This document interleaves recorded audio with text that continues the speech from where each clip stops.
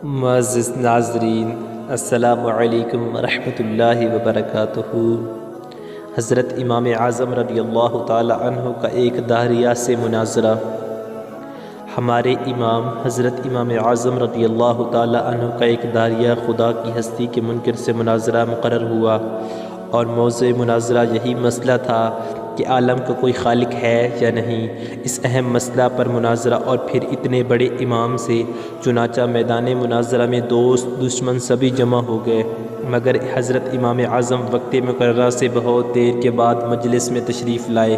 داہریہ نے پوچھا کہ آپ نے اتنی دیر کیوں لگائی؟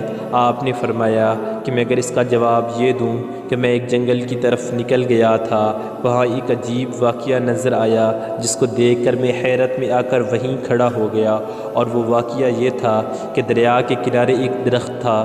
دیکھتے ہی دیکھتے وہ درخت خود بخود کٹ کر زمین پر گر پڑا، پھر خود بخود اس کے تختے تیار ہوئے، پھر ان تختوں کو خود بخود ایک کشتی تیار ہوئی اور خود بخود ہی دریا میں چلی گئی، اور پھر خود بخود ہی وہ دریا کے اس طرف کے مسافروں کو اس طرف اور اس طرف کے مسافروں کو اس طرف لانے اور لے جانے لگی، پھر ہر ایک سواری سے خود ہی کرایہ بھی وصول کرتی تھی۔ تو بتاؤ تم میری اس بات پر یقین کر لو گے؟ داہریہ نے یہ سن کر ایک قہقہ لگایا اور کہا، آپ جیسا بزرگ اور امام ایسا جھوٹ بولے تو تعجب ہے۔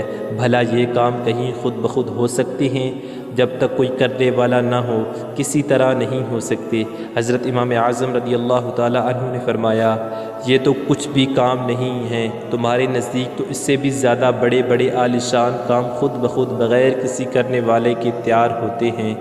یہ زمین، یہ آسمان، یہ چاند، یہ سورج، یہ ستارے، یہ باغات، یہ 10 قسم کے رنگین پھول اور شیریں پھل، یہ پہاڑ، یہ چوپائے، یہ انسان، یہ ساری خدائی بغیر بنانے والے کے تیار ہو گئی ہے، مگر ایک کشتی کا بغیر کسی بنانے والے کے خود بخود بن جانا جھوٹ ہے، تو سارے جہان کا بغیر بنانے والے کے بن جانا اس سے بھی زیادہ جھوٹ ہے۔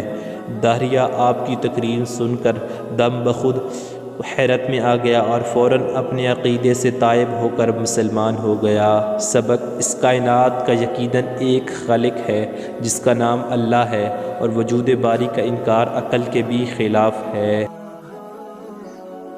مزید اسلامک ویڈیوز دیکھنے کے لیے ہمارے یوٹیوب چینل کو سبسکرائب کر دیں اور ویڈیو کو لائک کر دیں۔ جزاک اللہ۔